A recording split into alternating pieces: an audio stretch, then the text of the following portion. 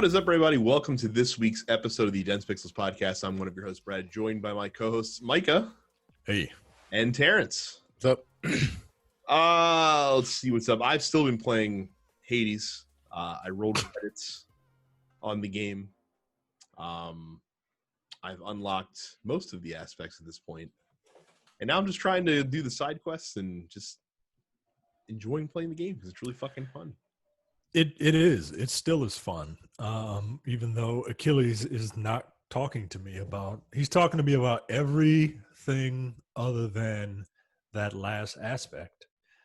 And yeah, do I have to get him back hooked up with his his lover? I definitely did that before.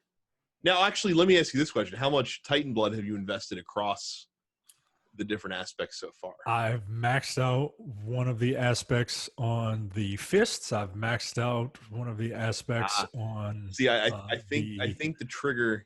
Lance. I think to trigger the ultimate one, it's more of a quantity over quantity type of thing. Like I think you have to unlock at least 5 other aspects in order to. I've unlocked them all. Oh, you've unlocked them all. Okay. I've unlocked them all, and I've maxed out the ones that one of the ones for the fists and one of the ones for the shield. And yeah, the fist and the shield I've maxed out, but I've unlocked them all except for the 4th one. Like unlock them as in like you've purchased the upgrade, or just it's visible on the screen? It's visible on the screen. Yeah, you have to purchase I think 5 different ones in order to in order to do it, in order to get even the ones I don't want. Yeah.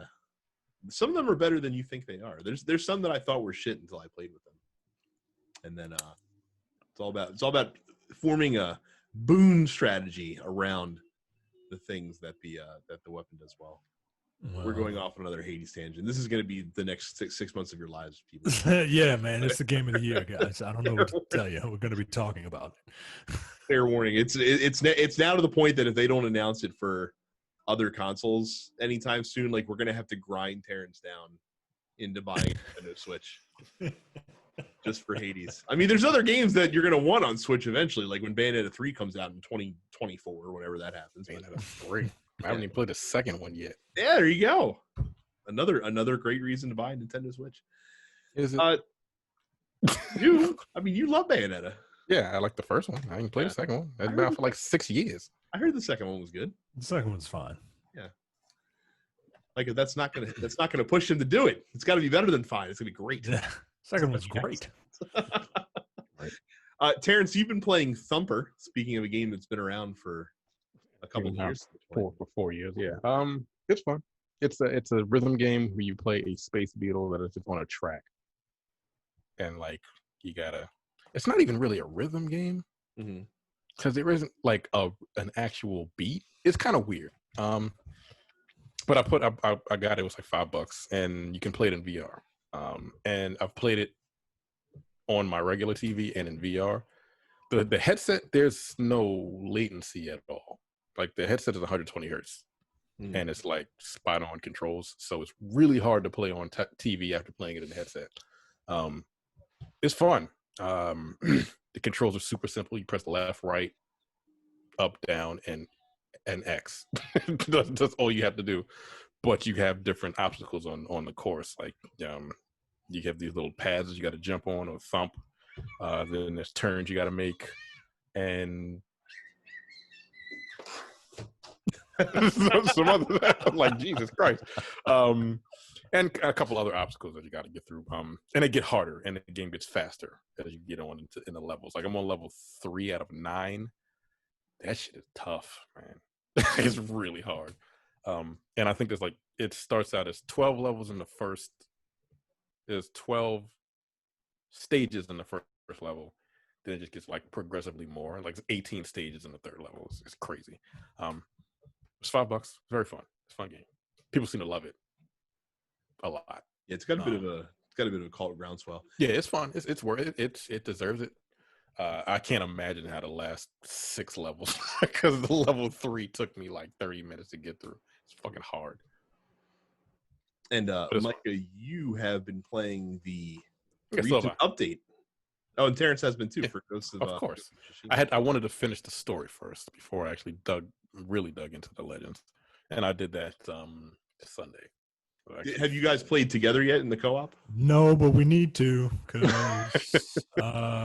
much like every game, if you just get matched with a bunch of randos, it's like I'm gun-hoing it, and I'm just running in, and I'm just gonna kill whatever, and I hope you can catch up. And the game is not built like that. I've had the complete opposite experience. Really? Yeah, the people that I've played with, we've like coordinated attacks and shit without even talking to each other. It's kind of weird. It's fun. I don't know what the hell people are doing on my side of town, but yeah, like you need to work together. You can play each of those missions by yourself. Yeah, but it takes forever. So are these missions that they designed specifically around co-op, or are they like remix versions of the missions of the game? So like no. This is amazing. This is a full like epilogue to this game, right? Like it's a full like multiplayer suite for free. It's dope. Yeah, really. Like you would expect this to be a paid expansion, and it's free. Compare it to, so like when I look at Ghost of Tsushima, I think of Mass Effect 3 multiplayer. Like, is it that kind of like a wave mode, or is it actually like legit missions that you go on? There are story missions. Mm-hmm. There's quick match to just kind of jump into any story mission. There's survival missions. Mm-hmm. And is there another? The horde mode. The survival, right, which is horde mode. Right. I did that about an hour and a half ago with 3 other people. We finished it. They were talking. I had my headset off, but we were working together. We all had the Ronin, which was weird, but okay. Yeah, it's really good, man. They have 4 different classes. What's in there? Samurai, which is basically the main character of the game, right? Like that's the starting character, is the all-around character. Hunter, which is they specialize in using bows, and some of their like special attacks are, they're ranged base, whatever. The ranged combat in Ghost of Tsushima. Yeah, the ranged combat in Ghost of Tsushima is not good, right? Like there's a reason why the archer enemies are the easiest to defeat, because archers suck in that game. The samurai, he has a special ability where he can like siphon off the life force of somebody, you know what I mean? Like, what if he's close enough, and his ultimate move, he can like instantly kill 3 people or highly damaged bosses, right? And the assassin is the person that kind of creeps into shadows and stuff like that. I don't really care for the assassin in the multiplayer, but they're more like close range people.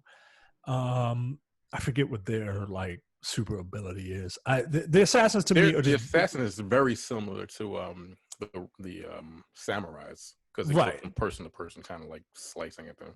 Right. They're just weak samurai. Yeah. And the Ronin is your healer. Yeah, and that's what I use. And the Ronin can pretty much do everything that the samurai can do. It's not as armored, but can heal everybody. And that's the one, right? Like that's the one. They look the coolest. They have like ghost dogs if you're into dogs for whatever reason. You pop the ghost dog, and all it is a distraction. Like it bites at their arm, so you can take people out. Yeah. I revived my teammates a couple times during the horde mode.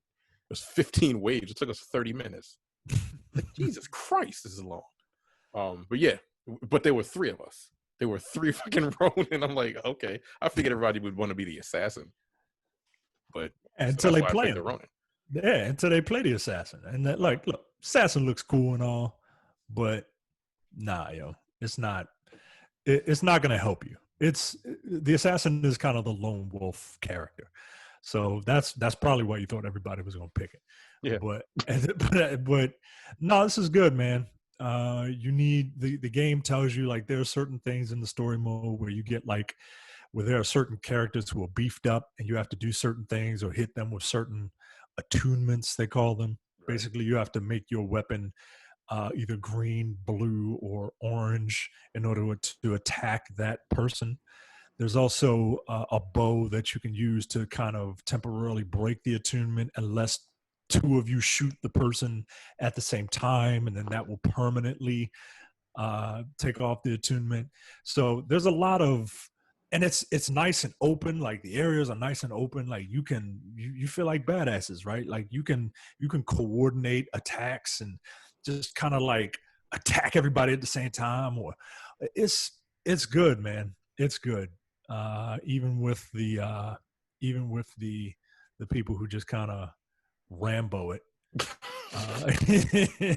It's really good, man. I'm very impressed. I'm surprised. I was shocked. Yeah, it how has good it actually is. It has no right being as good as it is for something that is a 100% free update. My thing is, like, it's out now, and they said there's going to be raids, and I'm like, okay, I get it now. Yeah, I totally understand how this game could have a full-blown raid because of the mechanics that they've already put into the stories and the horde modes and shit like that. It's dope. It's cool because you're gonna have to have different people.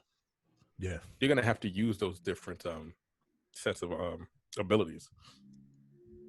It's cool. Yeah, like it's really fun for free. Yeah. For free. For free. The game is already a stellar game, and then it's right, piling on all this extra stuff for free. So it's kind of amazing. Yeah. I was looking at the go ahead. Bows and arrows suck. They suck. They suck. This game is more proof that they suck. It's funny because I was looking at the trophies in the game, and like, you know how like when you get to like the higher trophies, like the percentages are super low, like 1%. Not in this game.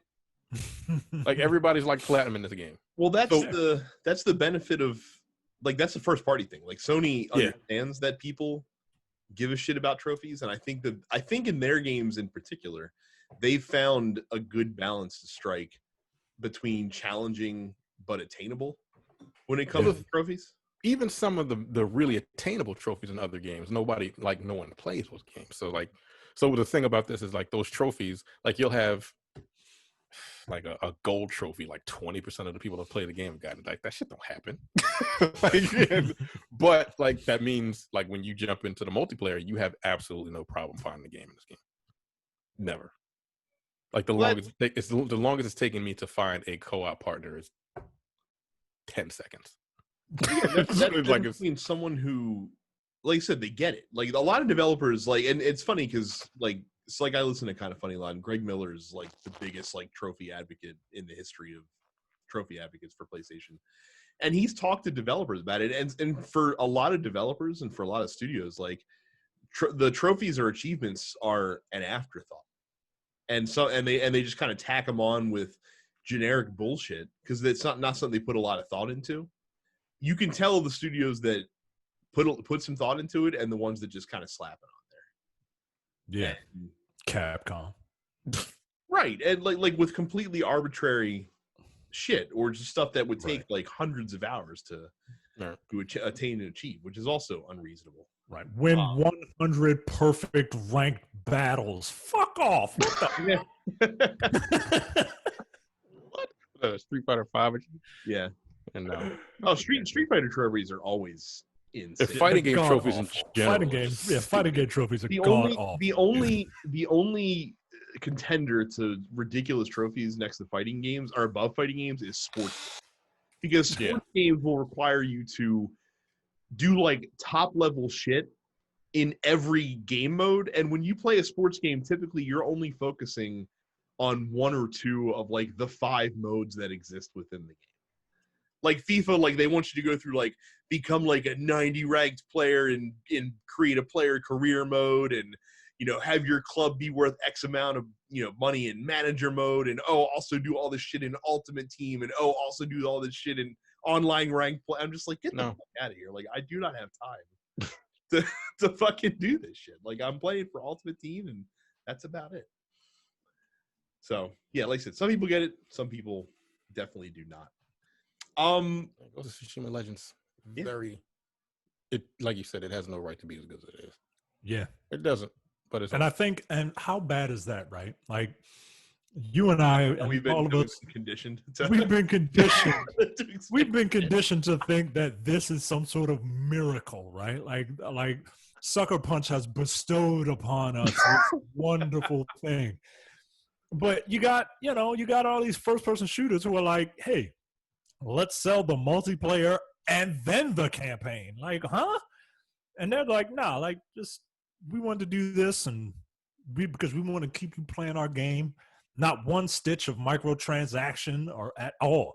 I got currencies up there in the Ghost of Tsushima Legends. I don't even know what they do. I don't even know what you buy. Yeah, what do you do with the ones on the far left? I have no idea. Like the pagoda thing. Yeah, I have no idea. No clue. I think you can respec some. I think you can respec your armor or your not the armor, but your what the fuck do you call it? Items in general. Yeah, I guess. Whatever. Look. Whatever it is, it's not real money. So, yeah, man, this is really good. This is really more on the shitty practices of game publishers later in the show. Nothing has been made more clear to me than the fact that we are in the midst of a pandemic still, and that new consoles on the horizon. Then by this week's new release list. Now we are in the fourth week of October, which typically is like this is the time of year. And again, working in games retail for a decade plus, like you were just, preparing yourself for the onslaught. Every week it was going to be new game, like a bunch of new games. Well, here's like Call of Duty would be this week. Yeah. Battlefield would be next week. Mike, I could not even tell you when the new Call of Duty's supposed to come out. Like it I should played be, the beta. Yeah. I mean, the open beta was free. It should be sometime in the next 3 weeks. I couldn't see the date if there's a gun held to my head as far as when that game is supposed to come out. So free am I of the shackles of GameStop. But here's the new release list for this week. And it's a banger of a week, I guess, in these COVID adjusted times. Not really. Amnesia Rebirth comes to PS4 and PC. We've got 2 expansions to tell you about. Doom Eternal: The Ancient Gods Part 1 comes to PS4, Xbox One, and PC. Pokemon Sword and Shield: The Crown Tundra expansion, the second expansion to come to Pokemon Sword and Shield, comes to the Nintendo Switch. Torchlight 3, after releasing on PC last week, comes to Nintendo Switch this week.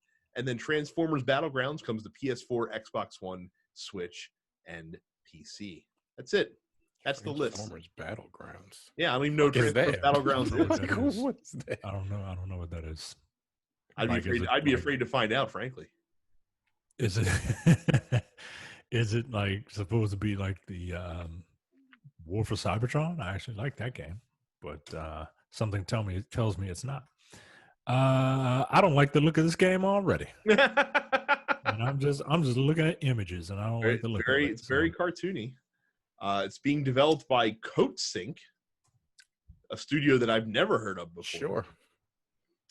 Actually, you know what? Fair enough. They developed Gang Beasts. That's their most notable. I don't know what the fuck that is. It was a popular multiplayer game that came out a while back. Was it? Yeah. Wow, this does not look good. Oh, it's a tactics game? Ew. Oh, well, how about that? That expression, that response is all you need to know about this game. Ew. No thanks. I'm good.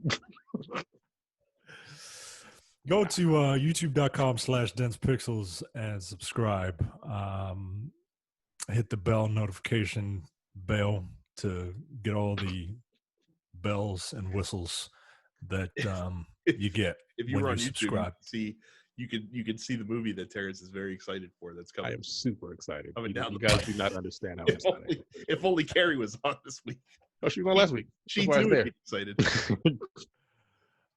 Subscribe to all of the TMP Studios podcasts, wherever you get your podcasts, including the Nerd Apocalypse. Look, Pause. Right. The Nerdpocalypse this week, we're gonna have a review. We're gonna have a product review. I guarantee you're not gonna want to miss it. You're not going to want to miss the product review that is happening this week on the Nerdpocalypse. Not a live review, is it? I hope not. I would.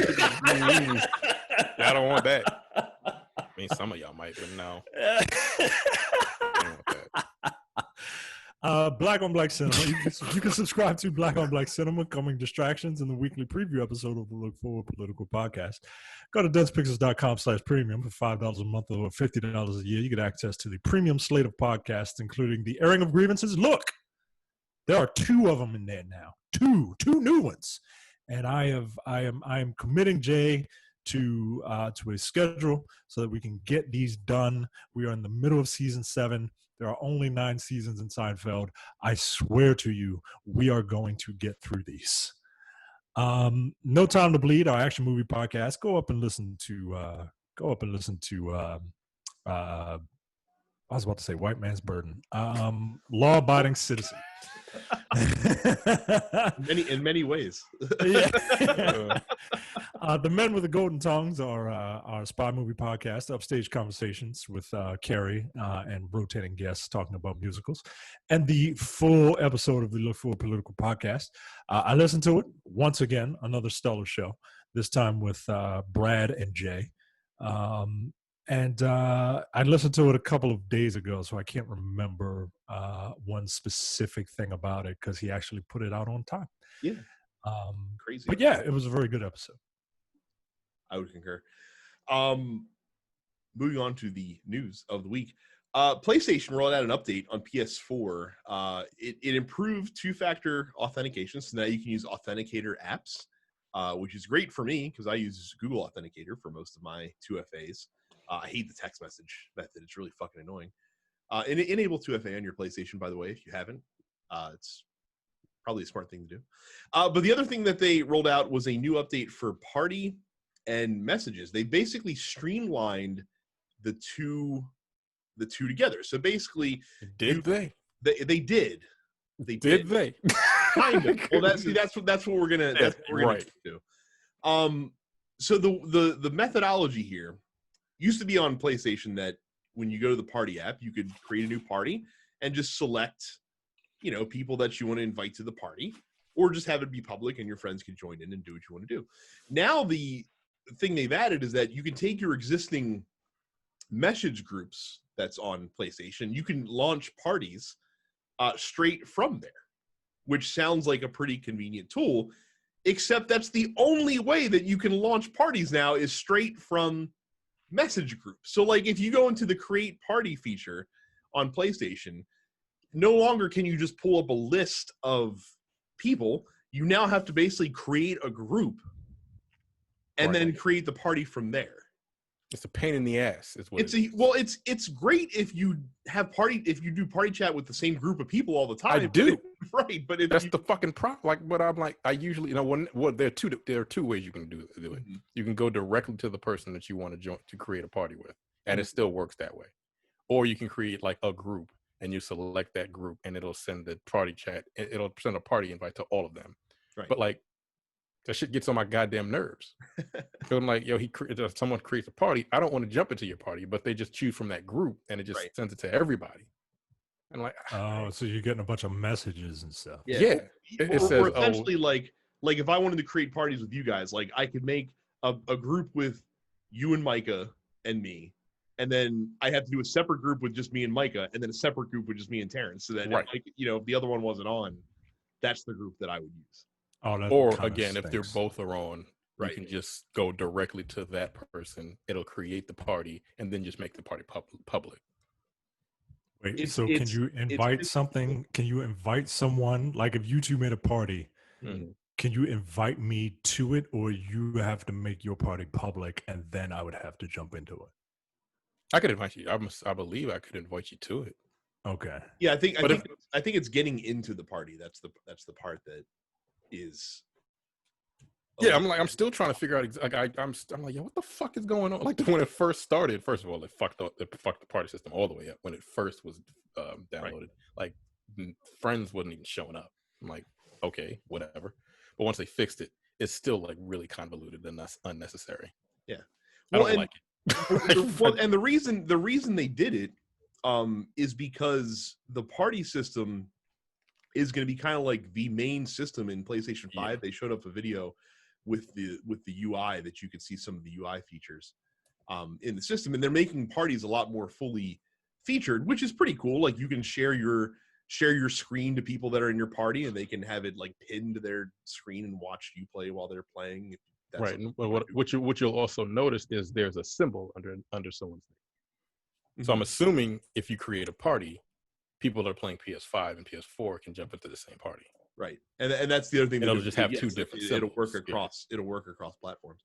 But people are pissed off because they've made what used to be a pretty straightforward fucking feature and made it incredibly complicated for no good goddamn reason.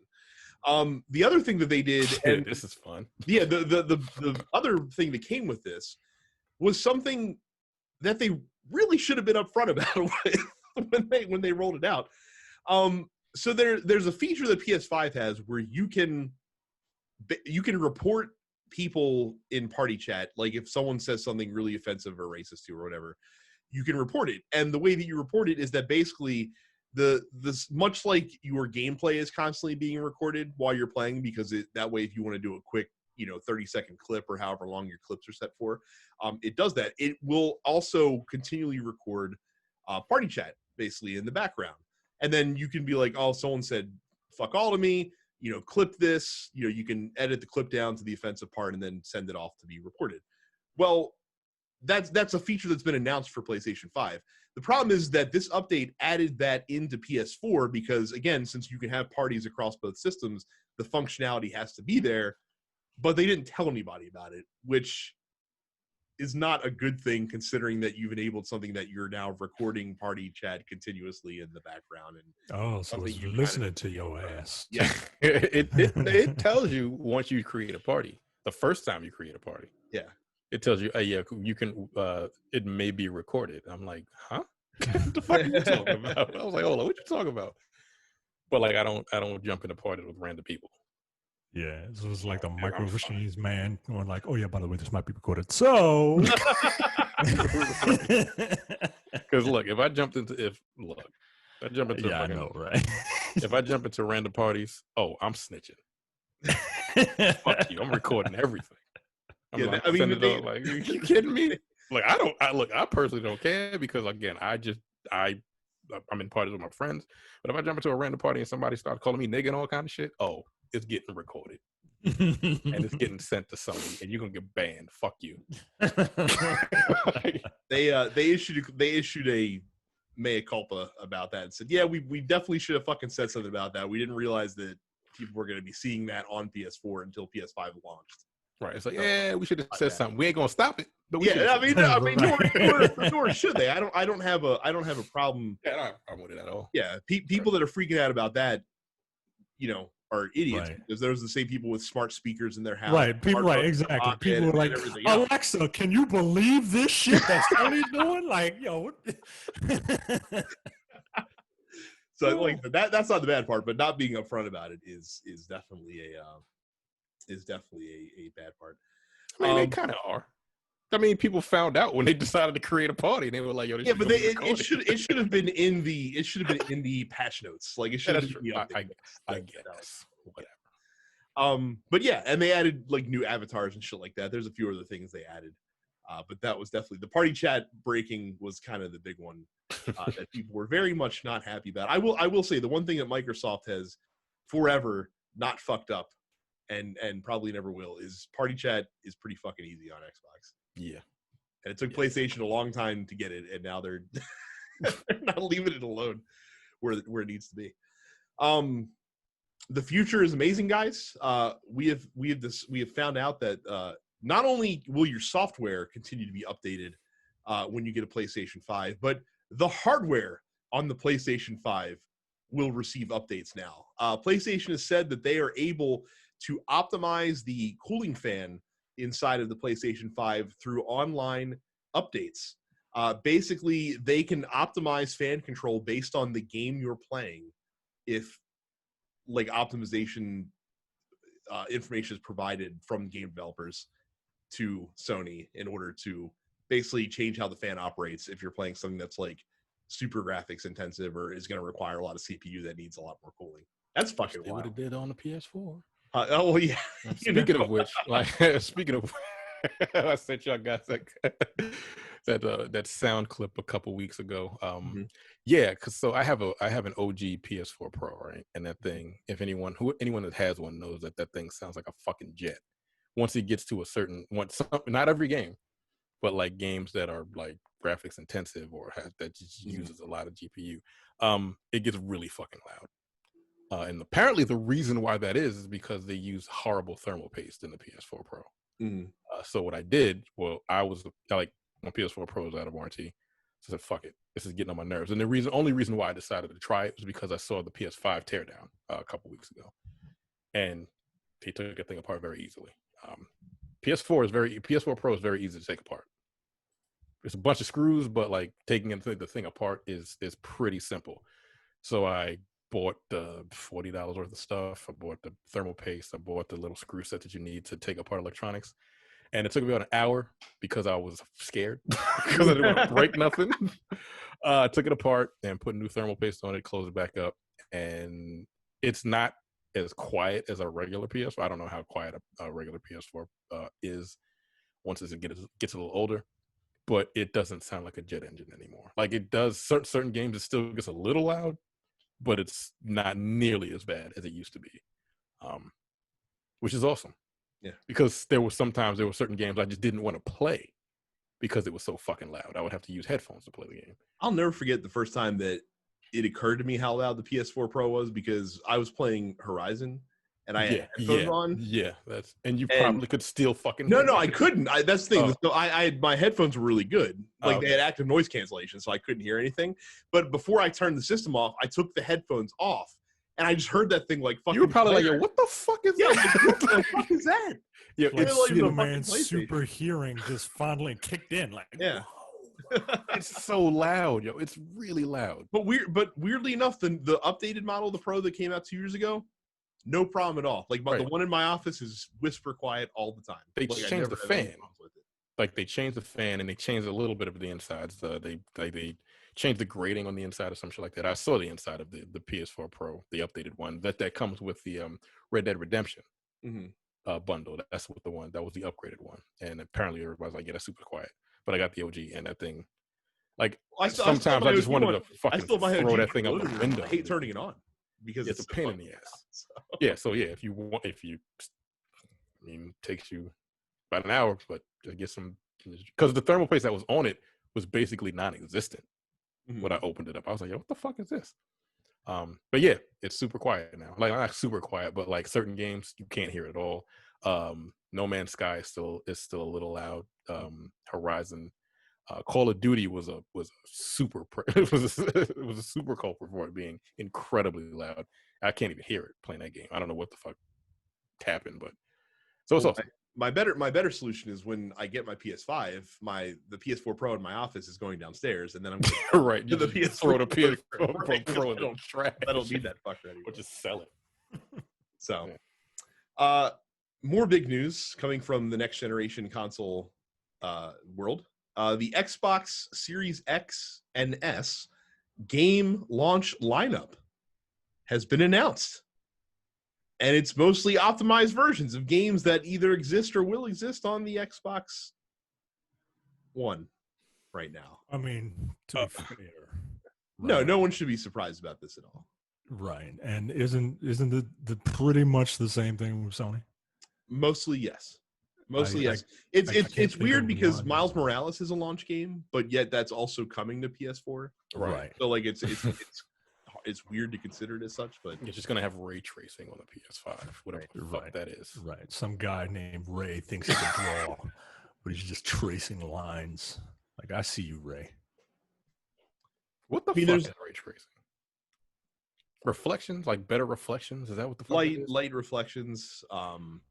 like I said, it made sense when you watch it while you're watching like the new Ratchet and Clank game being displayed because you're like, oh, I get it now. But I can't explain it to you. Outside of that, yeah, I don't know. I'm struggling to think of. Well, Bright Memory is a new game. Yeah, Bright Memory. I think that the Tetris Effect Connected Dirt game 5 is technically new. Dirt 5 is new, right? Dirt 5. I think Dirt 5 is new. Yeah, but it's coming to Xbox One as well. So Gears Tactics is new to console. Grounded will be new. Man, I can't wait to not play Sea of Thieves. I'm just gonna play Game Pass games. I'm not gonna. Well, Mike, Sea of Thieves will be Watch Dogs Legion is gonna be new, I guess. Yakuza Like a Dragon is already out, right? That's out in Japan already, isn't it? Yeah. Yeah, there you go.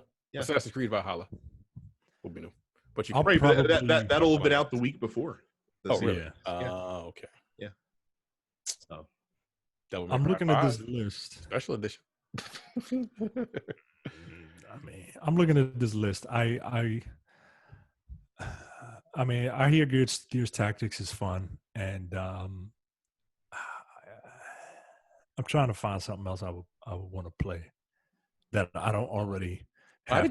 Why did you reserve this again? For the hopes of things to come. Yeah. I guess it's an investment in the future. There you go. Because I'm not going to have $500 of disposable income anytime soon. So let me get it now. Plus, you know me. I'm not making any excuses. FOMO. That's why I got it. FOMO. Look, on the bright side, Micah, from all the news outlets that have had their hands on the Series X, it's a joy playing Xbox One games on that console. Honestly, I mean, look, Game Pass is there for a reason. Yeah, I wanna get into Game Pass. I have Game Pass paid up through February. I wanna get into it, and I don't think I will buy a game for this thing. Like, I'm going to see how long I can go and how without much purchasing a game. Yeah, I'm going to see how long I can go without purchasing a game. All my game purchases will be made on the PlayStation 5. I mean, and Microsoft will get my Netflix money. And honestly, Microsoft might be making out. I mean, that's the way they want it. That's the plan. That's the way they want it. No, they will not be making out because you're going to be giving them what we figured out $180 a year. Or no, it's $120 a year, isn't it, for Game Pass? It's $15 a month. Was it $10 a month? That's $15 a month. I'm doing $15 a month. You know, I'm investing in the future for when I get my gaming PC. $15 a month. That is $160. There you go. No, $15. $180, right? Because it's 30 every 2 months times 6. Yeah, so $180. They're getting $180 from you, Micah. You were going to buy more than 3 PlayStation games in the course of the year. Yeah, is the fact. Yeah. So yeah, but hey, if you just own an Xbox, I guess. Hey man, I'm not gonna poo-poo it. Everyone who I've seen who has used this thing is saying that the game switching feature that they have, I forget the official name for it. Mm-hmm. It's when you can like just suspend a game and go to another one and suspend that game, and you can do it up to 5 games. They say it's really, really cool. I'll tell you what system that would be handy for me right now on is the fucking Nintendo Switch, because there's like 4 games that I'm bouncing in between on Switch right now, and I wish that I didn't have to close each one out and go back into it every single time. So yeah, because especially like a game like Hades, where it's just like I could do a run, but maybe I'm tired or I want to stop. I want to pause the run, but I don't want to die. Mm-hmm. So, but I do want to pop in something else. Yeah. So I don't know. Everyone says that feature is really cool. Mm-hmm. And, I'll let you know 2 weeks. Yeah. I'll tell you one game you won't be playing the next gen version of when you get your PS5 or Xbox One X, Series X. God, I'm never going to fucking stop doing that during this entire console generation. Anyway, the Avengers delayed their next gen game into 2021. Quote from Scott Amos, We've made the decision to shift our PlayStation 5 and Xbox Series X/S launch to next year to ensure that we give our team the time to deliver a next-gen experience showcasing all that this game is meant to be.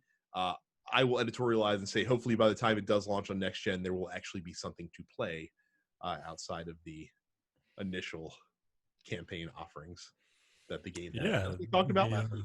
Yeah, they added Substation Zero last week, I think. I don't even know what it is. It's just a new outpost. I still haven't maxed out any character in it. Really? Nope. It's a pain in the ass. I've only maxed out one character. It's a real kick in the dick to have to farm all these materials and stuff. But all the end game content is, you need a maxed out character. Yeah, I know. So like I have Iron Man and Black Widow are the closest. I think Iron Man was like 123 and Black Widow was 116. So all my people are really close. But now to max 130 to 150 is fucking come on. Is it loot drops you need? Yeah. Yeah. So you have to get everybody gear drops at 130 max, right? Question. Is there specific gear that you need for those drops? Is it like a Destiny 1 situation where certain gear drops at certain power levels? No, all gear drops at max 130, and then you have to manually upgrade whatever the gear is. Like, let's say you have your 130 build. You have to upgrade each one of those 10 levels so that it's 140. How do you upgrade a piece of gear? Huh? How do you manually upgrade a piece of gear? Through all the 879,000 different pieces of currency. You pick up, yeah. Like you pick up different materials, and each material you have to use a certain amount of material to upgrade the gear that you have. But there's like 5 or 6 different materials that you got to pick up. And then some of them are like rare materials that don't just drop, right? Like you gotta work to get it. And then you have an artifact that upgrades your power level. So all your gear is an average, and then you have an artifact that adds to your average, that just flat out adds power. So you got to get everything to 140 and then have the artifact up to 10. And then that's how you get your 150. And the artifact is a pain in the ass to upgrade, because that's the one where like you only get that by beating like a level or some shit like that. Yeah, you gotta. It doesn't drop during the actual level. Right. You have to do like dailies and weeklies to. Yeah. And I take it the materials aren't very much fun to farm for either. No, that's why they're giving you a bunch of them as a mea culpa, as a my bad, as a hey, sorry, we overpromised and underdelivered. Here's looters will never figure out economy at launch. I guess they really can't. Like you really can't until you get it in the hands of everyone. So, so they're gonna wait next year till more characters are out. First of all, and more levels and more things to actually do. But then they might have to compete with the Anthem reboot, Terrence. What are they gonna do?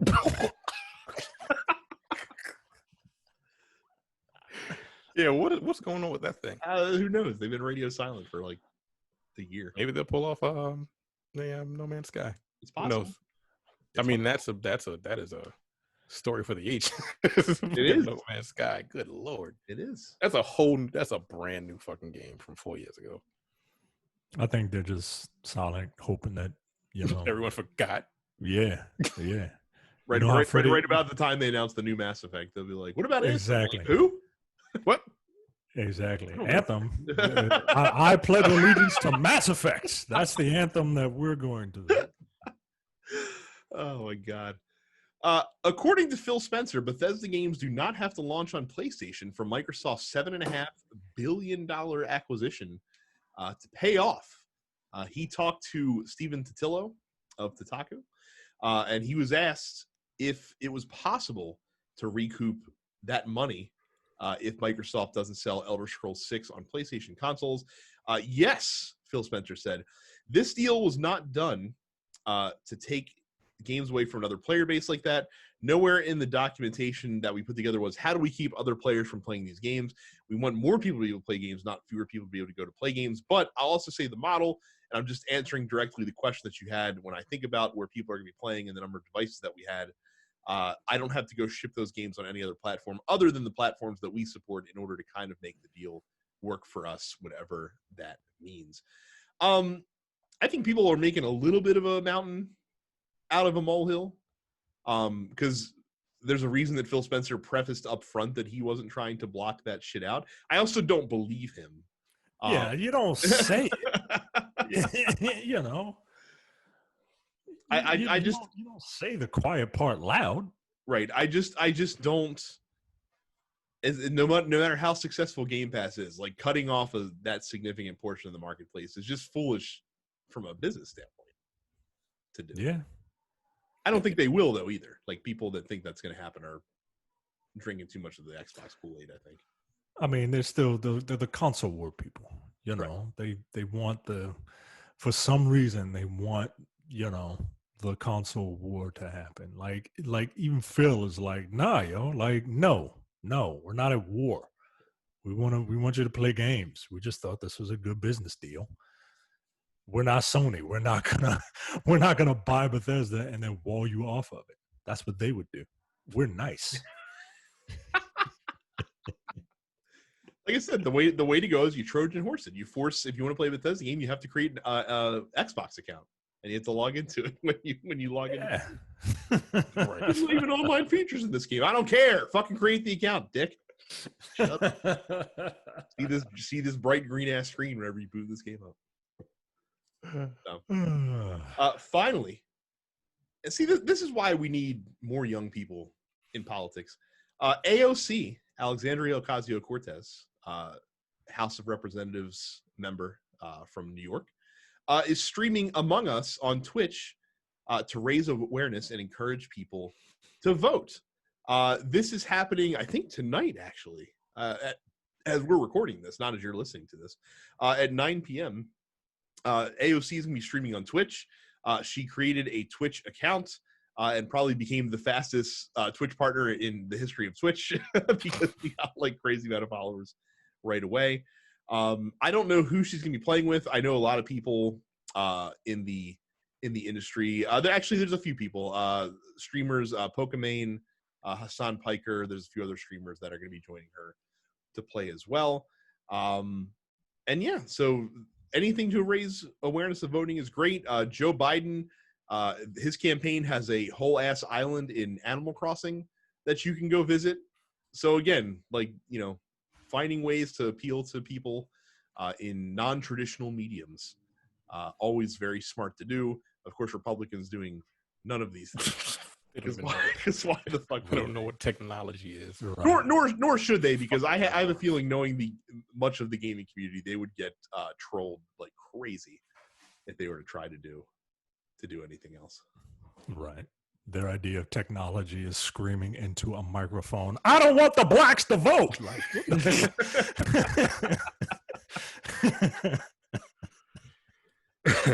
yeah.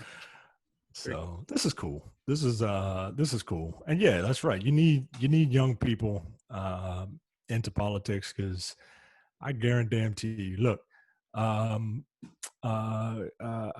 who's the future vice president? What's her name? Kamala Harris.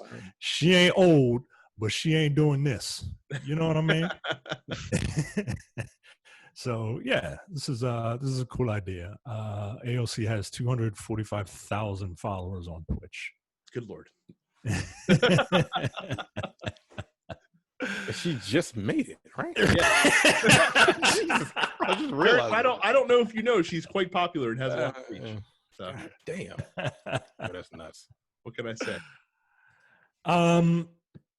Look, we are a small business, and you know, we try our best to, you know, make this ship kind of keep on chugging, right? But we're a small business, and as a small business, we decided that we think it's a good idea to partner with another small business to kind of help each other out. I believe this small business is called Amazon. From what I understand, they sell books. So here's what we're gonna do. We're a bit bigger than them, so we're gonna help them out. And when you go to densepixels.com/Amazon for all of your book purchases, it will be helping them out. It will be helping us out. It's a win, and it helps you out, and you don't pay anything extra. From what I understand, they're pretty good at getting those books to you. So go to densepixels.com/Amazon and for all of your book purchases. Books and other knickknacks. Well, I hear that they plan on expanding a bit, but they gotta. I mean, I don't know how they're gonna compete with Walden booksellers, but you gotta start somewhere. What is the age gate on this podcast to know what Walden Books is? Because like, where is it? Is there a 28-year-old out there listening? Like, what the fuck is Walden Books? Like, do you think Amir knows what Walden Books is? What was the other prominent Borders? Yep, Borders and Borders. There you go. There you go. Wasn't there a Walden or a Borders next to the GameStop in the gallery? No. You sure? There was a nail salon next to the GameStop. No, there was not next to it, but it was like a store down. There was a bookstore up there. There was a bookstore in the gallery. I think it was a Walden's. Fucking Walden's book. For those that don't know what we're talking about, there used to be a ton of chain book retailers that were in shopping malls across the country, and then Barnes and Noble Walmart all of them out. Yeah, between Barnes and Noble and Amazon, it destroyed them all. Such is life. Books. Speaking of corporate greed, I regret to inform you, the whites are at it again. 2K has decided that a month after release, now's the time to put unskippable video advertisements in NBA 2K21. Advertising things that have nothing to do with NBA 2K21. Are they also advertising television shows? The Oculus Quest 2, in this case, which at least is video game adjacent, but but that's Facebook. It's Facebook. It's absolutely Facebook. Play it? Like, no, you watch it, Micah. You watch the trailer before you play your game. So it's like a YouTube ad. Yeah, essentially. Come on, in your man. video game. You guys might remember that we talked about a story, UFC 4 doing this. Now it's been added to 2K. There's a video that was added by a streamer called Steve Ivor. I think it's supposed to be Survivor, but like Steve. That took gameplay footage of this Oculus Quest 2 ad that was attached to a pregame video. Apparently, this is happening on all consoles. It was happening in every game mode, no matter what game mode you were in. But basically, you press start on your game, and before you got to see like the pregame presentation with like your lineups and stuff like that, you get to watch an ad about the Oculus Quest 2. Once the story came out, media outlets tried to replicate this, and apparently they took them down because the backlash was swift and loud. Really? Yeah. And this is not the first time that the 2K has snuck ads into their game. They once again, 2K manages to fly under the radar of shit when other companies like EA get called to the carpet for doing things like this all the time. And again, it's an issue that they're doing in the first place. It's a bigger issue that it's happening 4 weeks after the game releases, aka after all the reviews have been written, and won't mention the fact that there's paid ads that are unskippable. That's just dirty. It's dirty as shit. It's dirty as shit. Because again, if it's good enough to do, and you think it's the right thing to do, you'd have it in the game right away.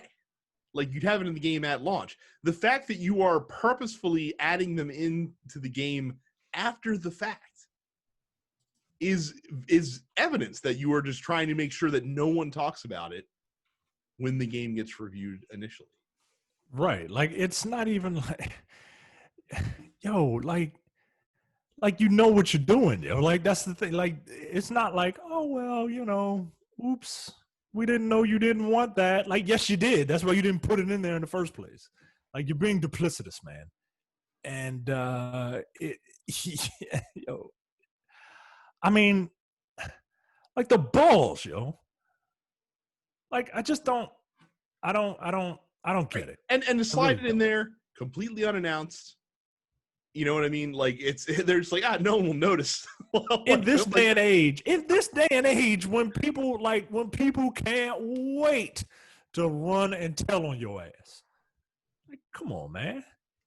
And again, it has to be said, it has to be reminded, 2K is one of the games that when it comes out in a couple of weeks on next generation consoles is going to be $10 more than it currently exists on the system now. So again, you're now going to be paying $70 for a game that you are then going to be advertised further to. And that's besides the advertisements that exist within the game in a natural context, which sports gamers have grown to accept. Like, people are, gamers are generally okay with those as long as they fit the vibe of the game. Like, I remember NHL added some crazy weird ads for something a couple of years ago that people were like, what the fuck are those doing in there? Get those the fuck out of the game. But as long as they work within the context of the game, people have been accepting those. But again, you just keep taking more and taking more and taking more, only for people to get upset, and then you're going to pull it back. But I'm sure they're going to try to sneak this shit in at some point. Right. Here's the thing about this game. Like, they have the advertisements, but they already have, like, you can buy VC, all those microtransactions in the game. So, like, look, if you're still playing it and you're buying VC, fuck, whatever, I don't care. I'm never going to play the game. I'm not. But, like, if you still support the game in the state that it's in, and you know that you're going to be paying extra money to make your character better, like real money, to improve your character faster than it takes to grind for months and months, that's on you. Good. Put more advertisements in it. Fuck you. I don't care. Whatever. Like, it's like, again, you got to speak with your wallet. And people keep buying it. And they're going to buy the $70 version when the new systems come out. And they're going to be paying money hand over fist to upgrade their characters. So, whatever. I don't know why people buy this game. Exactly. I really don't. I mean, I can't even play the shit. Again, I tried 2K 14 or 15. I was like, yo, I already just came home from work. I don't want to have more. I don't want to do any more. What is this? Is ridiculous. I don't want to have to learn how to play. I don't want to have to Wikipedia basketball before I'm able to play this game. It's very complicated. It is, man. Like, just don't buy it. Bring back arcade sports games, man. Just 2 buttons. We played double dribble with 2 buttons. We did. That game was terrible, though. I mean, it was all we had. It is all we had. Yeah, I love that game, man. Like, when you took a jump shot, you were white, and then when you had that, close-ups slam dunk, you were black. Like, everybody had like a fro. Like, what is going on? And if you took a really wide, like, long outside shot, you heard the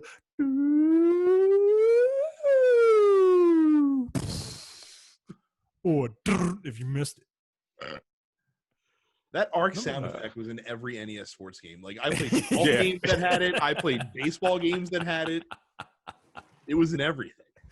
And then meanwhile, like I said, just like you said, arcade sports games, I still maintain my outrage that EA is making this like true to play version of NHL 94 with updated rosters for this year's NHL game, but it's a pre-order bonus for NHL 21.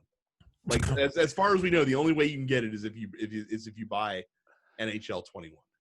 Jesus. And it's all I would want. Like, give me the NHL 94 with updated rosters game. That's all I want. I don't want to play NHL 21. Give me NHL 94.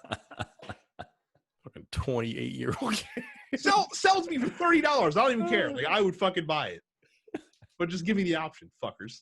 I'm not buying NHL 21. Done with those games. So, like I said, companies continue to suck ass. Yeah, I mean, but again, like this is what the consumer base is wrought. Like they're willing to spend the money. Well, On again, this it's so like they we don't talked care. about with Madden. Madden released this year in the worst It's state that still it's fucking been that people sold. said, but it's still like the best selling Madden of all time, which that's what happens when you put Lamar Jackson on the cover, baby. I can't get mad at him. I mean, it's just foul, but like how can you get angry at them if people are still buying it? Well, that's the thing is that it's like people complain about it, but they're supplying the market with the minimum viable product that they need in order to do it. And that's the ironic thing is that 2K, in terms of what they deliver gameplay wise, is probably among the better sports games developers or publishers that exist. But then they do dumb shit like this. Right. Yeah, like I can be mad at drug dealers for selling drugs and be mad at the people buying those drugs and using them. You know what I mean? Like I can be mad at I can be mad at these companies. I'm not gonna be mad at 2K because they are who they are at this point. They've been doing it for the last 5 years. They have. And people just keep buying the game. So there's the standpoint is you knew what this whatever. was. Yeah, right. But advertisement, just full blown advertisements. That was like a 20-second advertisement. Right. It was a full-fledged fucking commercial, is what it was. Yo, that's crazy.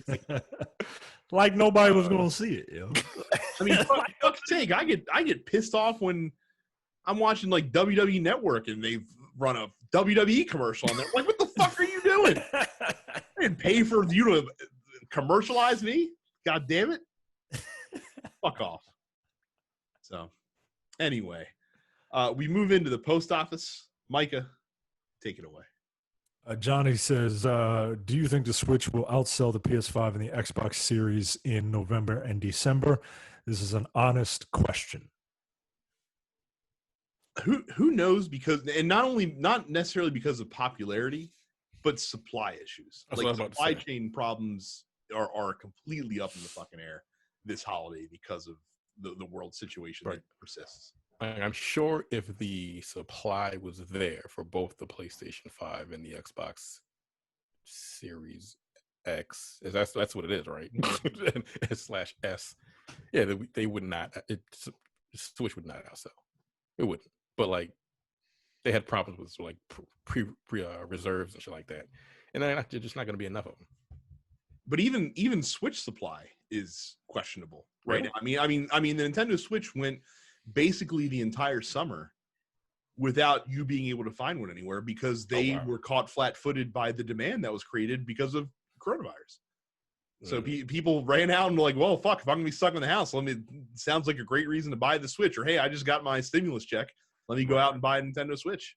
And then, like GameStop was, talking to friends that still work there, was literally out of consoles, controllers, and stuff like that for weeks.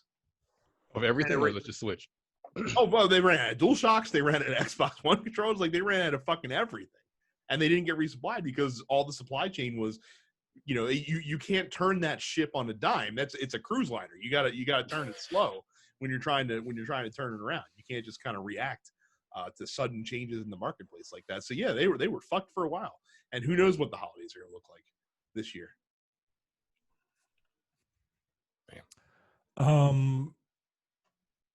I have no idea. That's my input. You guys had all that excellent dialogue. I have no idea. Amir says, since most of the games from the PS4 can be transferred over, what are the 10 games you tell somebody they have to bring over to the PS5? Nigga, 10? Yo, what is wrong with you? Jesus Christ. All right. Guess Top what? 5. You're only fitting 4 of them on there. So, 10? 5 if you're short on time. The Spider-Man games, because they're my favorite games. Yeah, but you're gonna buy the new version of Spider-Man. You're not bringing the old one with you. Oh yeah, I'm not bringing it over technically, but geez. See, that's the problem. Is what Sony exclusives? Well, and not only that, but what games are getting upgrades either right away or soon? Right. I would say they're gonna have Cyberpunk, PS5 versions. Yes, right, like Cyberpunk's not getting an upgrade at launch. No, it is like when it comes out, like the It PS5 is? version is going to be the version that's out. Yeah, What? I think. I thought they said that the PS5 and the Xbox Series XS version are not going to be available at those console launches. No, While you look that up, it says free upgrade for next gen at launch. at launch. Oh, Yeah. all right, I sit corrected. Damn. So yeah, I sit corrected. All right, Cyberpunk, because Cyberpunk comes out after the PS5, Micah. Technically, you can just buy that for PS5. oh, What is it? 16th? 19th. 19. 19th? It comes out the week after the PS5 and Xbox, for that matter. Wow. Oh, scratch that one off. Like that. Like that's the thing. Like it's only games that you still play that aren't getting an upgrade, and I think a lot of games are getting at least performance upgrades, at least first party stuff. I don't know about third party stuff. That's going to be more up to them. So yeah, I don't. It's weird not to be able to answer that question. You really can't. I like everything that's going to be able to be played on there is probably going to have some kind of performance upgrade just based on the hardware itself. Now that being said, if you get a PS5, I would say that PlayStation Plus pack that they're giving you, those are going to be fucking 10 great games right there. So what is this? Oh, so it's coming next year? Oh, okay. This Yeah, is the article I saw. Oh, this is from June.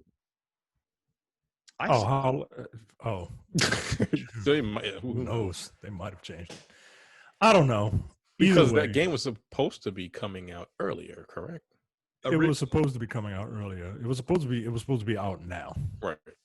But they did a Nintendo. We're very sorry. Thank you very much. Thank you for your patience. Next up, Cam says, how excited are you guys about the upcoming return of Halloween Havoc pay-per-view concept? Back in the day, it was sneakily WCW's actual biggest show of the year. So do you think it could be NXT's biggest takeover? I don't know. If I would say because it's on NXT, I think it has a shot to be something really special. Mm-hmm. If it was like that revamp of Starrcade, which was, a glorified house show with all the house lights down. No. But I don't know. Maybe. Well, but here's the thing. So, like, Halloween Havoc is known for having some like weird match types that have appeared in it throughout the years, like the infamous Chamber of Horrors match that ended with Abdul the Butcher getting electrified in an electric chair, quote unquote. But the thing that I think of when I think of Halloween Havoc is I think of like the great just regular matches. Like Halloween Havoc is where the Rey Mysterio Eddie Guerrero match happened, like the one that's like one of the 5 greatest wrestling matches of all time, and things of that nature. I don't, and plus you're not. I don't know if you were doing this as a takeover, that would be one thing. But they're not doing it as a takeover. They are doing it as a episode of NXT. Like, it's not a proper takeover. They're doing it kind of like they did their Great American Bash a couple months ago, where it was just 2 weeks of regular NXT weekly programming with a Great American Bash like motif over top of it, and they booked some bigger matches that were takeover caliber on the regular weekly show. So I don't see it being anything more than that. I am interested to see what the 2 matches that the Gargano clan is going to get themselves involved into, because they're bringing back the famous WCW spin the wheel, make a deal concept, where they have like a wheel of different match types, and Johnny Gargano and Candice LeRae are each going to have to spin on that wheel to find out what type of match they're going to be involved in Halloween Havoc. And some of them are bonkers. So, but we'll see. Steve says, Micah, what's your setup situation for both of your new consoles? Are you going to lay them on their side, or do you have space to set them up vertically? How does your wife feel about having a giant futuristic space router, or do you have any compromises you have to make for the odd decor? All right, let me answer the first thing first. What's my setup? This is my setup in my office. I have my television there. I have my table there. You see the wires there. Those are HDMI cables from the television, just waiting for the new consoles to arrive. What the fuck is wrong? That's my setup. I have enough room. I have enough room to set them up vertically if I want. I would probably lay the PlayStation down because apparently it is the size of like 8 bricks. And the Xbox is, like a box. How does your wife feel about having a giant futuristic space router? Do you have any compromises you have to make to the decor? Here's the compromise. It's all up in my room. That's it. Nobody comes in here. I got a little thing on the door that she gave me for when I have my meetings, because I do my work in here. So when I have my meetings, I have a little thing that says out of office, please knock. I'm in a meeting. I'm out of office, right? Throw up that in a meeting thing, shut my door, lock it. I'm fine. So she don't have to worry about the decor. And since I mentioned your wife, is she totally cool with you dropping $1K on consoles like it ain't no thing? Oh, it's a thing. I'm not rich. I'm just I'm smart sometimes. My fiance is super supportive of my hobbies and really happy for me. My ex-wife, I kind of had to be like, so I'm getting a PS4. I saw you were eyeing that laptop, so how about we both get something this month? That is hilarious. I told my wife that I was saving up. I saved up money to get the PS5. I said, here it is. Just like I showed you guys, here it is. Here's the money for the PS5. And she thought that was all I was getting. And when I got my third paycheck, we talk about our funds and where the money's going and stuff like that. And I kind of, I micro machined it, and I'm like, yeah, so I'll give you this for these bills, and I need $500 for an Xbox, and then we can use the rest of this money to go towards the house, repairs for the house. And she was like, okay. And then she was like, wait a minute, I thought you already got it. I was like, well, this is a different one. It's like, what? Huh? It's like, yeah. She's like, that was the PlayStation. This is the Xbox. She says, you getting 2 of them? I was like, no, I'm not getting 2 PlayStations. Right. I'm getting a PlayStation and an Xbox. Those are 2 different things. That's one of each, not 2 systems, not 2 PlayStations. I'm getting one of each. And she was like, all right. She's supportive of my hobbies in terms of like podcasting. She doesn't really care what I do with video games, because I told her straight up, like, this is a thing that I like, and I've been in relationships where women are like, I don't get it, so pay attention to me. And sometimes I don't want to pay attention to you. Sometimes I just want to play my game. And she was like, I don't care. I got TV to watch. And I was like, all right. This is why we're perfect for one another. We don't give a fuck about each other. Communication is key. We don't give a fuck about each other. Does your wife? Oh my God. Does your wife? The head of the 00 branch, Brad, does she have a problem? But she plays games, so she does. She does play games, not as much as me. She also has the patience of a saint, because when I tend to find a new hobby, I'm the type of person that throws myself headlong into it. So she's always willing to come along for the ride with those things, which I always appreciate. But no, she doesn't give a shit. Yeah, give a shit. So yeah, see, and we have happy marriages. She's got Lucifer to watch on Netflix. Exactly. That's what I'm saying, yo. That's what I'm saying. Like she's got Fargo and all this other TV to watch, right? And now I can't just be in here all day, right? I can't be in here all day. I got to come out every once in a while and watch a TV show. But like, nah, she don't care. She's got Real Housewives of Potomac to watch. She is giving me a hard time because I'm thinking about upgrading my chair. Because let me tell you guys something: if you go to buy a gaming chair, don't buy leather. Don't. It sucks. It fucking sucks because if you're sitting up here for longer than like an hour and a half or 2 hours, your junk's just sweating all over. It doesn't fucking breathe. So I want to upgrade to something that's got like fabric. She's hassling me about that because the chair that I want is considerably more expensive than the chair that I have. But I can sell this chair. That's what Facebook Marketplace is for. Yeah, I don't think anybody will buy this.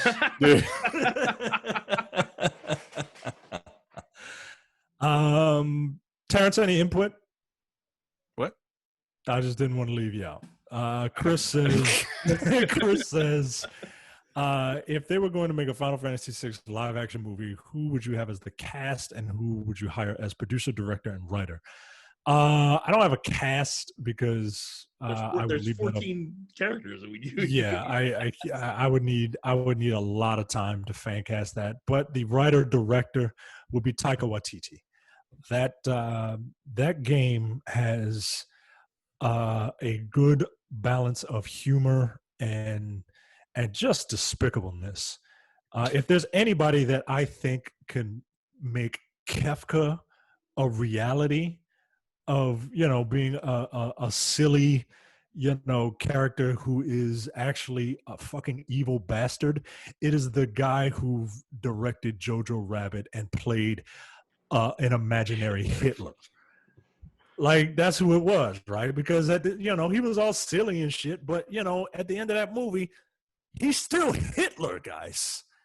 Like, he still has all of his Hitler mentalities and shit. So I would love Taika Waititi to direct a Final Fantasy VI live action movie, just for the opera scene alone. Be pretty and cool. Ultros. I want to see it. Any director you got in mind, Brian? I don't know enough about enough directors to be able to do that. I know that if you want to, it depends on the style of movie that you want. Like my favorite director right now is Denis Villeneuve. Yeah. Denis Villeneuve. But that's if you want to make the game like a spacious epic, or make the movie like a spacious epic. I don't know if that works for Final Fantasy VI because, like you said, there's a lot of humor and a lot of quirkiness that's necessary for that one. So yeah, there's a big octopus in it, guys. Yeah. Carrie says, I just downloaded No Man's Sky from Game Pass 10 hours in, and I've accomplished absolutely nothing. Any tips or pointers to help me along the way? Delete it. That's my tip. I think Terrence would be best suited to answer. No, I'm not. No? No. Look, that's a completely different game than it was before, and my save was from like a year ago. And I just kind of roll with the punches. I don't even know what it's like to start that game over. I mean, here's the thing about that game, though. That game, the whole point of that game is just kind of do you. Like, Yeah. like the whole point is that there isn't a huge like narrative. I mean, there is a narrative. Oh, there is like the narrative is like 25 hours long. Right. But they added. You're supposed to get lost in that world. Like, the thing to do in that game is to scan shit and to, find resources and to trade them in for great prices and to get bigger ships and get more inventory and build your base and, Here's the thing. 10 hours, you haven't accomplished anything because you can't accomplish anything in 10 unless you have played it before and you're just doing another run. Yeah, you're just gonna look. You have to build wealth. I have like 7 billion units in that game. Then I don't know what to do with, because I like through all of the different worlds I've just explored and discovered. I have like 10 bases. certain bases I created just to farm certain minerals and things like that, so I could sell them to get a lot of money. Now those bases took a very long time to create, but like every time I come back, it yields me like 100 million credits once I sell everything off. But that was over a long time. So 10 hours, you're not going to get anything done. So you just got to kind of keep playing, or just YouTube. There's a bunch of videos to show you what to do starting out to have a good start to No Man's Sky. Because there's a lot to do. A lot. Delete it. Trey says, now that a new console generation is upon us, are indie developers going to move on to aping the 16-bit graphic style, or are they going to stick with the overrated 8-bit style? I don't want them to do either. There's no reason why you can't have a beautiful art style in an indie game. Look at Supergiant. All of their games have a certain style to them, and they all look good, and they all play well. Hades has really spoiled me, and if I see some 8-bit, 16-bit garbage indie game, yo. I mean, isn't Dead Cells like kind of 16-bit-ish? Yeah, it is. And guess what? Hades looks better. Get out of here. Hades looks better. That's not fair. Get out of here. Comparing like the best indie game company when it comes to art to any other indie game. Too late. Everybody need to step their game up. Malcolm says, how are you guys feeling about that new PS4 update in regards to privacy and such? I think we spoke about that. And also, is Ed Boon the best snake oil salesman in the business? They know how to cut a trailer, and they're very good at selling. They're better than like Todd McFarlane, right? Like, because Todd McFarlane is just like a crazy old guy, like, hey guys, look at my Spawn toys, guys, look at this. Right? Whereas Ed Boon is a little more calm, he's got the little caterpillars on his forehead. But he's not as like, he doesn't come off as crazy. You know what I mean? He doesn't come off as Crazy Earl like in Borderlands, like Todd McFarlane does. But yeah, he's a business guy. He's a business guy. I respect the hustle, but at the same time, that Ultimate Edition of Mortal Kombat can go fuck itself, yo. Like nah. What's happening? What's going on? So there's another edition of Mortal Kombat called the Ultimate Edition, and it's for $60. You get everything that the previous Mortal Kombat versions have, plus 3 new characters: Rain, Melina, and John Rambo. And fucking John Rambo is in a Mortal Kombat game, guys. Wait, voiced by Sly Stallone? Yeah. Voiced by Sly Stallone now. I would much rather have taken old clips of Sly Stallone, but at the same time, John Rambo was in a Mortal Kombat game. I mean, it's fitting, right? He committed a fatality at the end of that last Rambo movie. He literally did Kano's fatality and cut a man's heart out, cut a man's beating heart out, and showed it to him before he died. So, perfect fit, I guess. But yeah, there's an Ultimate Edition of Mortal Kombat 11, and for $60 you can get everything. Never mind the fact that there was already wasn't there a $40 edition we could get everything? Yeah, like 2 months ago. There was the Aftermath edition, produced by Dr. Dre, where it already had all that previous stuff and the story expansion, and now they're doing it again. They're Capcomming it. This is the Ultra Championship. It's like something like the accelerated Capcom. Like they're not spreading it out over a number of years. They're doing it over a number of months. Right. So fuck off with your Ultimate Mortal Kombat. Aaron says, first off, who's rocking the Black Lives Matter banner on that PlayStation, the one that PlayStation dropped? And second, how many more hours of your life will you be devoting to the new Destiny expansion, something light? Yeah, I said what I said, and you know what I meant. I have the Black Lives Matter one on there. I do too. Yeah. Are you how much are you excited for the Destiny expansion, Brad? So here's the thing about Destiny. So I was, deep into Destiny 2 for Christ, 2.5 years, give or take.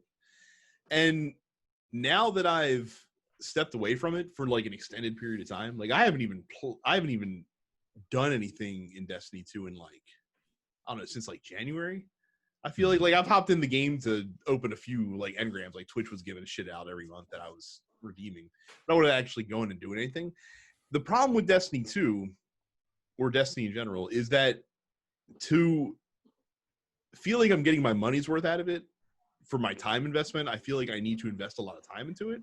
And I just don't know if the opportunity to do that is going to be there for me in the next several months, because Cyberpunk is coming out. I'm still playing Hades. I'm going to play Assassin's Creed when that comes out as well. And my time to play games is still somewhat limited. I mean, I get to play it a lot, but it's not like I'm playing 8 hours a day, 4 days a week. So I don't know. I want to play those other games. So I don't, and if I'm going to get into Destiny, I want to get into Destiny. So I just don't know.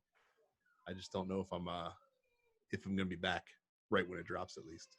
I mean, Cyberpunk alone is, right.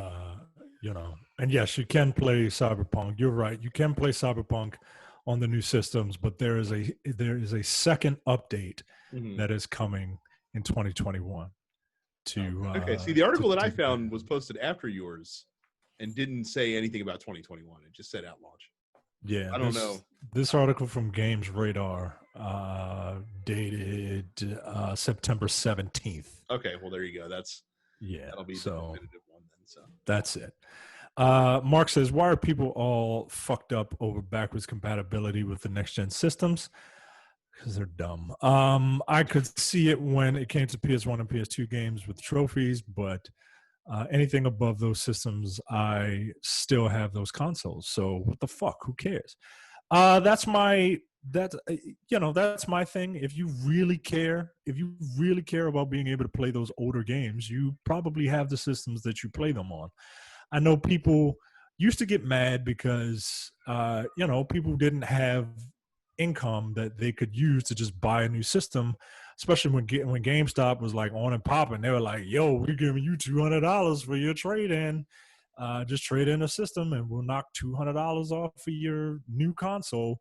A lot of people would do that. They wouldn't have the older consoles to play them on, so people wanted backwards compatibility. But nah, if you are hardcore, like you really love these games, you will find a way to play them. So I don't know why people are really, really mad at backwards compatibility. I mean, unless you have to sell your console to get the new one. And look, I get it. I'm not making fun of you. I used to do that all the time.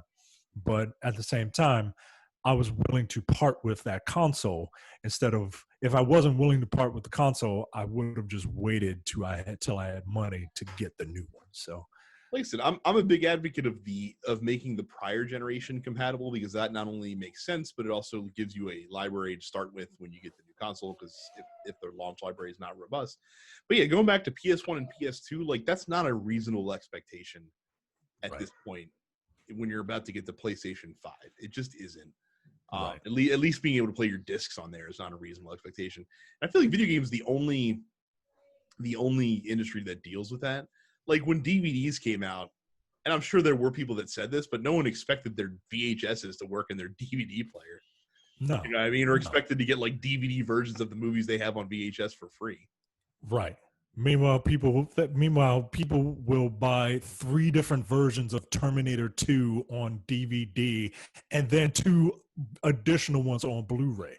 Yeah. And HD DVD if you were foolish enough to buy that. I don't know anyone that would buy formats. So yeah, I don't want to be anyone I know. I don't So yeah, I don't want to hear it. I don't want to hear it. And Stuart says, if Terrence is back this week since he skipped the conversation in the last episode, I want to know how his thoughts on his trash-ass Game of the Year contender, Avengers, already dying a month after release. Hope the eventual Spider-Man DLC with great value web-swinging mechanics is worth it, bud. Did you say that Avengers was a Game of the Year contender? First of all, what the fuck are you even talking about? I didn't say anything like that. The correct line. Second of all, the correct line is, what the fuck is your problem, man? Yeah, like the fuck. We're bringing back the old classics. Yeah, the fuck. I'm not answering that question. I think Stu is just like he's high on himself because his countryman is the champion. Who? So he's Drew McIntyre. He's the champ. So he's just like, you can't tell Stu nothing. Oh, I don't even know what he's talking about. Which is a trash ass Game of the Year contender. I think it's because you said that the game actually is kind of fun to play. Which I said that too, by the way, for the record. What the fuck? But I said this shit was Game of the Year. It's about it was game of the 2 weeks. It was game of the fortnight. Fortnite, the actual definition. Here's the thing: the game did it even last mechanically is still fun to play. It is, but like, yeah, it's just like they pushed the DLC back to like next month. Next month, the Kate Bishop. I thought they pushed it back to next year. No, Kate Bishop is coming out next month, I believe. I think if she ain't. The funny thing, I played the other day, and I would actually play like 4 straight games where there were actually 4 people in there. I was shocked. Oh, really? Because that was literally the first time I played with a group of people. Period. Because it was impossible to get a group of people in the game. Yeah, I've only been able to find a game with one other person 3 times, and that was it. Yeah, I played with the 2 different groups. Full 4, everything, the entire roster was full. I was shocked. Like, oh, okay. Okay. Did the game feel any better? Like, well, I had Black Widow, so everyone was dead before I could get to it. Because the dude playing the Hulk was just wrecking shop. Like, the Hulk is like the best character once you level everything up. Like, he just destroys everything. Yeah, that kind of sucks, right? Like, like Hulk can leap really far, and Iron Man and Thor can fly to the location. Meanwhile, here's Black Widow, just not a superhero per se, just someone who's highly competent at her job, and she's just hauling ass. I'm coming, guys! Oh. And then I think the other person was, and somebody else had Captain America, so he was just throwing his shield at everything, bouncing shit off the wall. So he don't have to run to it. He could just throw the shield, and it'll get there. And just shoot stuff. I was like, pew, pew, pew. No. It was still kind of fun, though. I was just surprised that I actually was able to play with 3 other people. And that was like 2 days ago. So I don't know what they did. They did update it a little bit, but they got a lot of work to do, or it will be dead by the end of the year. Yeah. It just will. Yeah. I mean, like I said, you listened to the pod last week, Terrence, it might be dead by the end of the month. Yeah, man, look, they pushed the fucking release of those fucking DLC characters back. It's not a good book. It's not a good move. No, but it isn't. I guess you wanted to be bug free, which is not going to happen. Yo, right. the big patch, they fixed over 1,000 bugs. Nigga, what? I'm like, first of all, when you think about that, that's not good. That the patch that you came out with had to fix over 1,000 issues in your game. It was like 7 pages. It was like, I don't know how many pages. That's typical for patches that come out during beta testing. I don't know what you're talking about. 1,000. It's like it take you like 2 hours to read through the bug report that it fixed. It was insane. That's not a good thing. It's like, oh, we fixed all these bugs, but you had 1,000 bugs to fix. But anyway, yeah. Like again, it's still fun to play in spurts, but it's probably gonna be dead soon.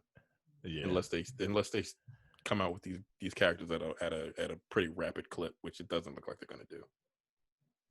Yeah, they're gonna have to do at least a character a month. Yeah. And I don't think they can. Nope.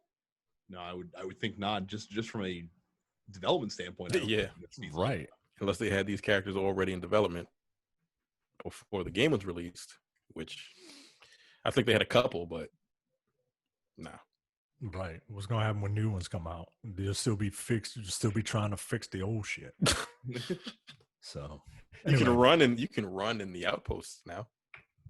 Yeah, you know what? That made a whole difference in the It world. really To be perfectly did. honest with you. It really did. Like when you were in the outpost, like in the what we would call the hub Yeah, the in hub world. in Destiny, you could only walk. Like there's Right, slow imagine that. walk. Imagine And- only being able to walk through the Destiny hub. I mean, to be fair, it's not as big. Destiny had to add a second landing point in the tower because the tower is so fucking big now that like the traits across the other side, you're just like, you know what? I'm just gonna fucking load into this and go this way. But imagine just being able to only walk through the Destiny tower. I could not imagine when it first came out. All you could do was walk through the fucking hub. I'm like, first, it's not as big, but like, come on, yo. So you can run in it now, which makes all the difference in the world. Which is really fucking sad that that's had to be something that they added to the game. Good God. Well, you out there listening could also make all the difference in the world if you go check out Carrie's Extra Life page, which he is still taking donations for. I believe the stream is happening in a couple of weeks. You can find that in the show notes or in the Dense Pixels fan group, which you can join by going to densepixels.com/fans on Facebook. Make sure you subscribe to the show on wherever you get your podcasts, Apple Podcasts, Google Podcasts, whatever. Subscribe on YouTube. Go to youtube.com/densepixels. Ring the bell icon. You will never miss when we post a new episode. And follow us all on Twitch as well. Terrence is Apparition410. Carrie is Suppets Carrie. And I am Dense Pixel Brad. I'm really close to affiliate. So if you guys want to make sure that you're peeking with streams when they come out, make sure you follow me on there, and I'll probably post in the fan group as well. When I I'm still playing fucking Hades. It's great. It's fucking great. So that is it for us this week. Thank you guys very much for watching and listening, and we'll see you all in the next time. You're watching the Dense Pixels YouTube channel. Click the subscribe button while you're here and make sure you check out our weekly podcast where we discuss the latest gaming news and our impressions on what games we've been playing.